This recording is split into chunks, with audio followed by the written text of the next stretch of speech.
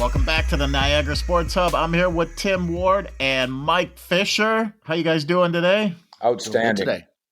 Awesome. Well, I was just going to ask Mike.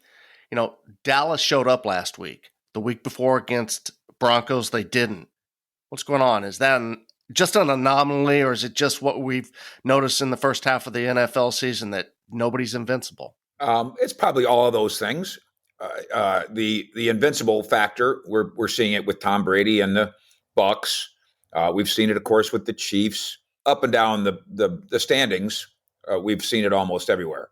But what I think is impressive and getting overlooked is because Mike McCarthy gets abused here among the Dallas fan base. They just decided that he's not their guy.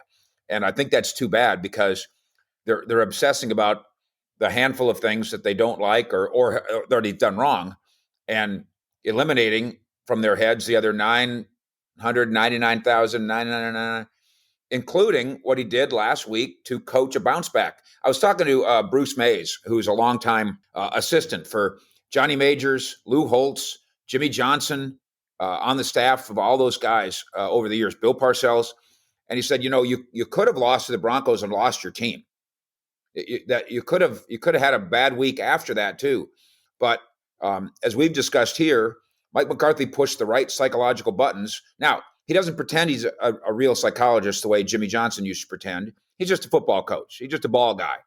But they did brotherhood bingo. They had a ping pong ball popper and with numbers on the ping pong balls. And if number 4 comes up, then Dak Prescott goes to the front of the room and tells a story about himself. And the idea was, let's loosen things up a little bit around here. Lighten up, Francis, as Bill Murray's crew once said in Stripes. And it worked. Then they did one more thing. He sensed that they were tight, and he told them so. And this is a family show, so we'll just talk about tightness as it relates to the human body metaphorically being able to turn coal into a diamond. You know what I'm saying?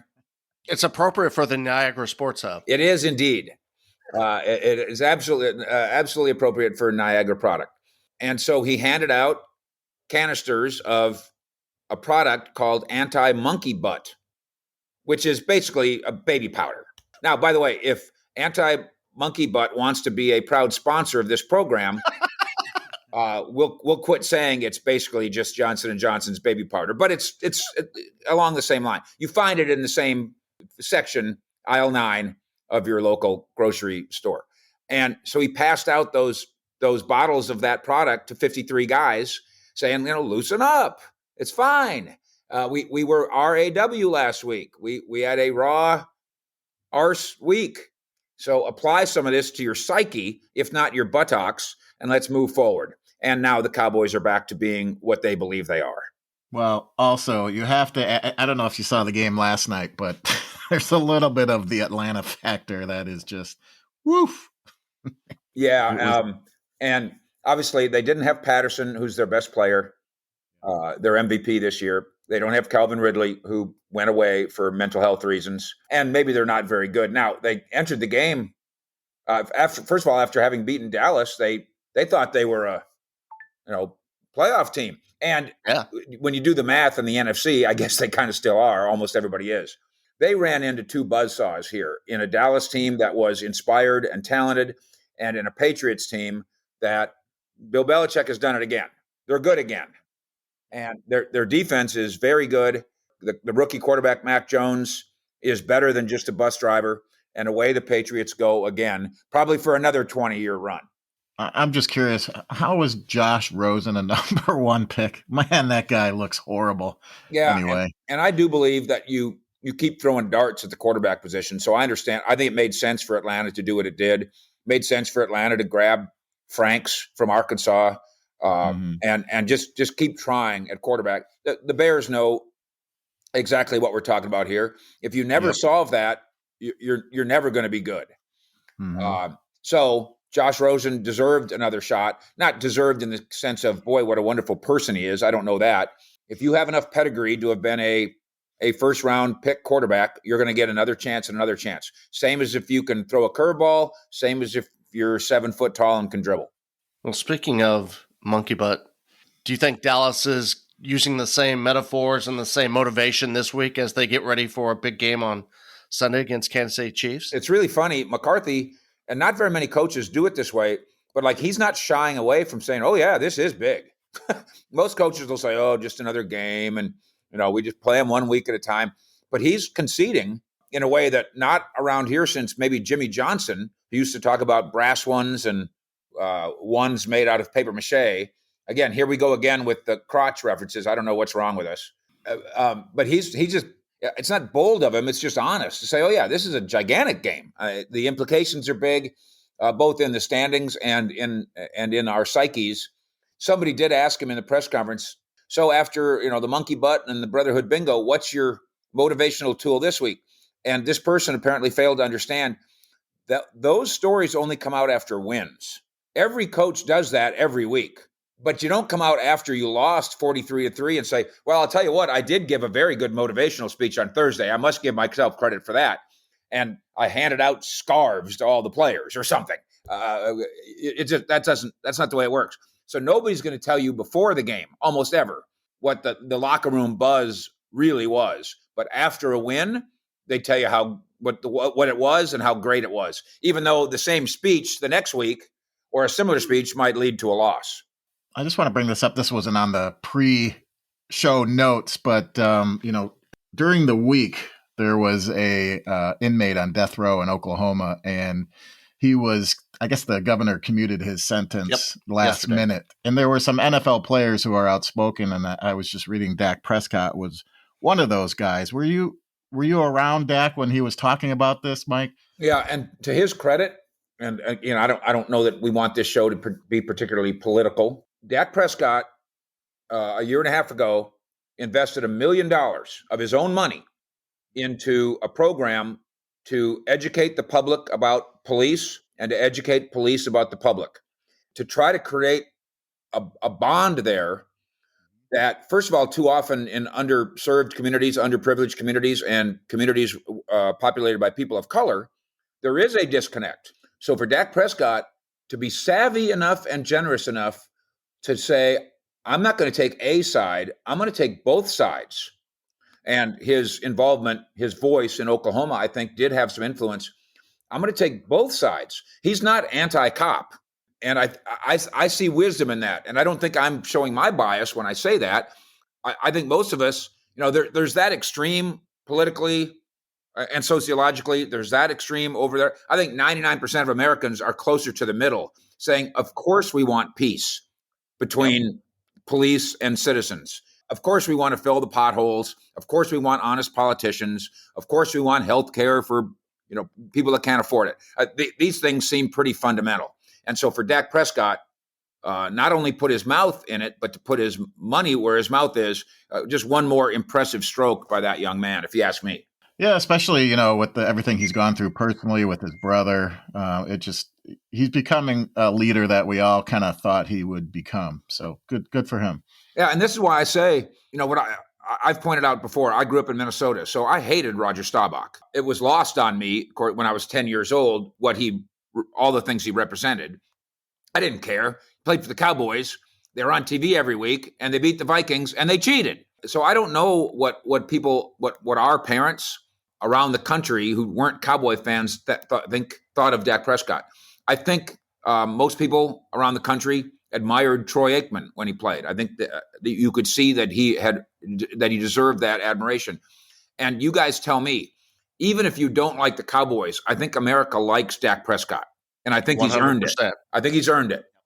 Speaking of growing up in Minnesota, we've got Thanksgiving right around the corner, and we've got the traditional Lions playing the Bears, Raiders, Dallas, and then Saints and Bills. But, growing up, I grew up in Illinois. We had turkey bowls during Thanksgiving. We always had a turkey bowl. Mike, what was it like growing up in Minnesota? What were the football games that you remember the most? I mean, what was it like for you? Well, I used to wonder if it was an advantage or a disadvantage to have that game.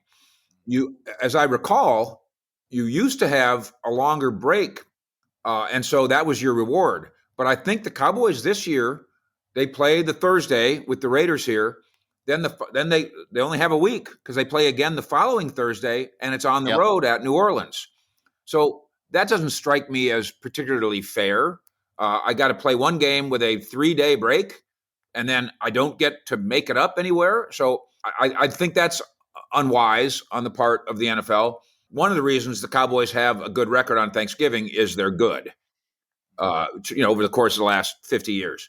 But another reason is because it does suck to be on the road for Thanksgiving. It does suck to play a road game 3 days after you already had played a game. So those advantages do work in the Cowboys' favor. Now, is it like a grossly inflated advantage? I guess not, because the Lions get the same advantage and aren't able over the course of 50 years to take advantage of it. Exactly. I mean, inside the locker room, do the players feel a little bit? I mean, I know the days of John Madden are long gone where, there was 1 or 2 games on Thanksgiving. Now there's 3. They've added the night game, but players kind of see it as a badge of honor to get to play on Thanksgiving Day. Oh, I think there is the same thing as Monday Night Football and Sunday Night Football. I think, players, they like the fact that they're going to be on stage. Micah Parsons, the terrific rookie here, said, we got 3 games in 12 days. I'd play 12 games in 12 days. Well, he's a rookie. He'll soon learn that this is burdensome on your body and on your mind. To crowd 12 games in 3 games in 12 days is not the way football was meant to be played. That's a fact. And so there's probably a balance there between, yes, I'm excited. Everybody gets to watch me on Thanksgiving, but I'm going to wake up Friday morning not feeling very good unless we won. So Tim, you mentioned those Turkey Bowl games that you played on Thanksgiving. I just remember those games, full tackle football in the mud and slop. Usually at the end of those, one of those players was walking away with a broken limb or something. I don't know if we had many broken limbs, but the last one I played in was within the last 15 years, well past my prime. And there was some recovery time for about a week and a half afterwards. This is where there's nothing like having friends are great, but there's nothing like having brothers. I'm the oldest of 6 kids, 5 boys. The oldest, the biggest, and by far the worst athlete. So, we would, football in the snow in Minnesota and Colorado, backyard snow, that's fun. And you devise your own. And it sounds like you played some almost semi-pro Turkey Bowl games. I don't know if I'd go that far, but they were tackle. We just put 20 kids in the backyard and just killed each other. And big scrum. The maybe the singular most fun game was the 4 older boys would kick off to the one little one. And we'd just go down there and just and it'd be like a kickoff. Just go down there and just demolish them. That was one. And the other one was called goal line stand. Same thing. The 4 of us have to get down on our hands and knees, and he's the running back, and he's got to try to go up and over us. And again, the poor kid pretends he likes us to this day, but we absolutely punished him, and but it made him tough. Yeah, basically the same we did, Mike. We had Oklahoma drills, and we'd always have the youngest kid be the running back in the Oklahoma drills. Yeah, I like Oklahoma drills as long as I get to win. Otherwise, they're a disaster. So, Mike, you have one sister. Yeah, poor thing. How? Where does she slot into that? What number? Yeah, she is number 5. So there's 4 boys. They kept trying because they were Catholic, and they had a girl, and then they said, let's try some more. And then they had a boy. So we had 8 people crowded into a not gigantic house, and we had no idea that we shouldn't have been able to fit in there because we were having so much fun. And with that many older brothers, she never dated in high school. Yeah. Now she, unfortunately, she had a rebellious streak. So she did whatever she wanted to. I'm the only good one of them all. And I'm the only one who's pure of heart. I was just going to ask if she ever talked about, growing up with 5 other, brothers. Oh, yeah. She's got stories to tell, but once she hit puberty, she was as problematic as the next one. I come from a family of 7, so I know what you mean about the Catholic side of. Anyway, as the Tim, only small, I'm as well. I'm Catholic as well, but a small family of just 2 boys. So I guess I got lucky or unlucky. We don't know. Yeah, true. Mike, big plans for Thanksgiving? The same plans I've had for the last 32 years. I go to a Cowboys game and sit in the press box and eat for free and watch football. You could, we talk about let's have Thanksgiving at 7 a.m, Marcia, so we can. No, but I'm the only person that goes for that, so it doesn't quite work. So I say hi and goodbye to the family, and then we sometimes we'll do a more family thing on Friday. But yeah, Sure. Thursday with Jerry. That's how I spend Thanksgiving. Sounds like a good time. John, you'll be in Breckenridge, I understand? Yeah, going to Denver for a few days. Kids are off school. My wife is off school, so Nice. decided to take a little break. It turns out that Denver's on a bye week, so we won't be able to go to any games. And the Nuggets, which my son's into basketball, they are out of town that week. So we'll actually have to do stuff outdoors, I think. The kids will get to go snowboarding at Breckenridge. You'll get to sit down at the end of the hill and drink a hot toddy. Go play short yardage drill. That's right. In the snow. Tim, how about you? Well, my wife and I are traveling out to Richmond, Virginia to see our daughter and my in-laws. So we'll be spending some time out in Richmond, Virginia for the nice week. Can't complain. I'll be watching a lot of sports. Spend a whole weekend watching sports with my mother-in-law because she's a huge sports fanatic, even at 85 years old. Very good.